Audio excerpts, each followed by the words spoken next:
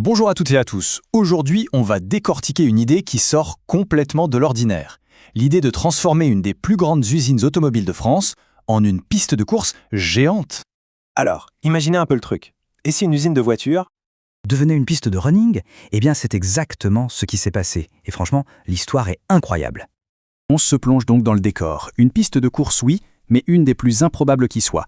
La 3008 Run, en plein cœur de l'usine Stellantis de Sochaux. Le 21 septembre dernier, il y avait 1500 personnes. Oui, 1500 coureurs sur la ligne de départ. Sauf que cette ligne, elle n'était pas dans la rue ou dans un parc, mais bien à l'intérieur de l'usine. Tous ces gens étaient là pour une course de 5 ou 10 km avec un parcours qui serpentait au milieu d'une usine automobile qui d'habitude tourne à plein régime. C'est du jamais vu tout simplement. Et le parcours, parlons-en, c'était fou! Les coureurs sont passés vraiment au cœur de la production. Dans l'atelier d'emboutissage, là où les énormes presses forment la carrosserie, ils ont longé les lignes de peinture, les chaînes d'assemblage, et tout ça en frôlant les machines qui fabriquent les fameuses Peugeot 3008 et 5008. Une immersion totale! Bon, on arrive à la question qu'on se pose tous. Mais pourquoi? Pourquoi ouvrir les portes d'une usine comme ça? Surtout que ça faisait 10 ans qu'elle était fermée au public. Cet événement est d'autant plus dingue que, oui, la dernière fois que le public a pu entrer, c'était il y a 10 ans.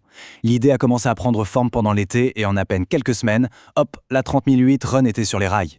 Mais alors, c'était quoi le but pour Stellantis? En fait, il y en avait plusieurs. Déjà, mettre un coup de projecteur sur le patrimoine industriel français. Super important. Ensuite, se reconnecter avec les gens du coin, la communauté locale. Ça s'intégrait aussi parfaitement dans les journées européennes du patrimoine. Et bien sûr, l'objectif, c'était de créer un événement qui sorte vraiment du lot. Le pari est plus que réussi, c'était gratuit et les inscriptions ont explosé au point qu'ils ont dû refuser du monde.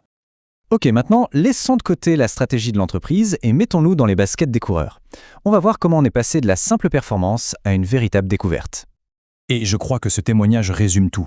Un participant a dit « C'est la course la plus insolite que j'ai pu faire jusqu'à maintenant. Voilà, tout est dit. Ça montre bien à quel point l'expérience était unique. » En fait, la différence avec une course normale, elle est énorme. D'habitude, on pense au chrono, à la performance, à battre son record, mais là, pas du tout. Le but, c'était la découverte. Les gens ne couraient pas pour faire un temps, mais pour voir de leurs propres yeux ce patrimoine industriel en action. Et pour que tout ça soit possible, il y a un détail qui change tout. La production a été mise sur pause, complètement à l'arrêt. Ça a permis à tout le monde d'observer en toute sécurité ce lieu où, en temps normal, 600-500 personnes travaillent. Du coup, l'ambiance était beaucoup plus relaxe, un peu comme une visite guidée, mais en courant, quoi. Alors, est-ce que cette course serait pas en train de définir un nouveau modèle de communication pour les entreprises? Voyons ça comme une sorte de cas d'école super innovant. Parce qu'il faut bien voir une chose, la 3008 Run, ce n'était pas juste une course, c'était bien plus que ça. C'était une opération de communication hyper originale et hyper réussie. En gros, Stellantis a suivi une sorte de recette parfaite pour un événement inoubliable. Étape 1. Identifier un atout unique. Ici, l'usine, évidemment.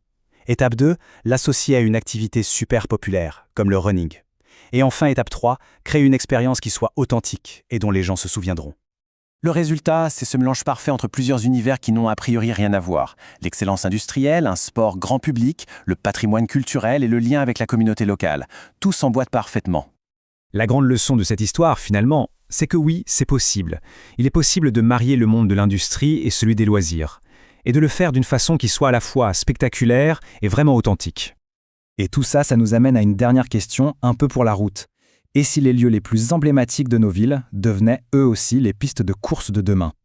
C'est une idée qui donne à réfléchir.